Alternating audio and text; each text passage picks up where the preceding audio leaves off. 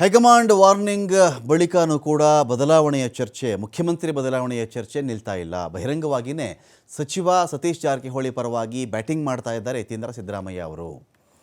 ಇವರ ವಿರುದ್ಧವಾಗಿ ಕಾಂಗ್ರೆಸ್ ಹಾಗಾದರೆ ಕ್ರಮ ತೆಗೆದುಕೊಳ್ಳುತ್ತಾ? ಬೇರೆಯವರು ಮುಖ್ಯಮಂತ್ರಿ ಬದಲಾವಣೆ ವಿಚಾರಕ್ಕೆ ಸಂಬಂಧಪಟ್ಟಂತೆ ಮಾತನಾಡಿದ್ರೆ ಅವರಿಗೆ ಕಾಂಗ್ರೆಸ್ನ ಶಿಸ್ತು ಸಮಿತಿ, ಆ ಸಮಿತಿ, ಈ ಸಮಿತಿ, ಕೆಪಿಸಿಸಿ ಅಧ್ಯಕ್ಷರು ನೇರವಾಗಿ ನೋಟಿಸನ್ನು ಕೊಟ್ಟುಬಿಡ್ತಾರೆ. ಆದರೆ ಮುಖ್ಯಮಂತ್ರಿಗಳ ಮಗನೇ ಈ ಥರ ಮಾತಾಡಿದ ಮೇಲೆ ಅವರಿಗೆ ನೋಟಿಸ್ ಹೋಗಲ್ವಾ? ಹೋಗುತ್ತಾ?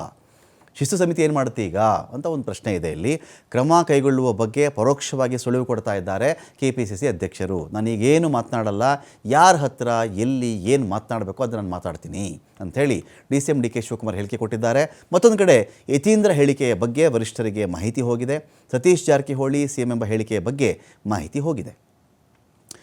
ಕೆಪಿಸಿಸಿಯಿಂದ ರಾಜ್ಯ ಕಾಂಗ್ರೆಸ್ ಉಸ್ತುವಾರಿಗೆ ಇದ್ರ ಬಗ್ಗೆ ಮಾಹಿತಿ ಬಂದಿದೆ. ಪಕ್ಷ ಸರ್ಕಾರಕ್ಕೆ ಡ್ಯಾಮೇಜ್ ಆಗ್ತಾ ಇದೆ, ಇದು ಈ ಥರ ಹೇಳಿಕೆ ಬರೋದ್ರಿಂದ ಪಕ್ಷಕ್ಕೂ ಡ್ಯಾಮೇಜ್ ಆಗ್ತಾ ಇದೆ, ಸರ್ಕಾರಕ್ಕೂ ಇದು ಡ್ಯಾಮೇಜ್ ಆಗುತ್ತೆ ಅಂತೇಳಿ ಮಾಹಿತಿ ಹೋಗಿದೆ.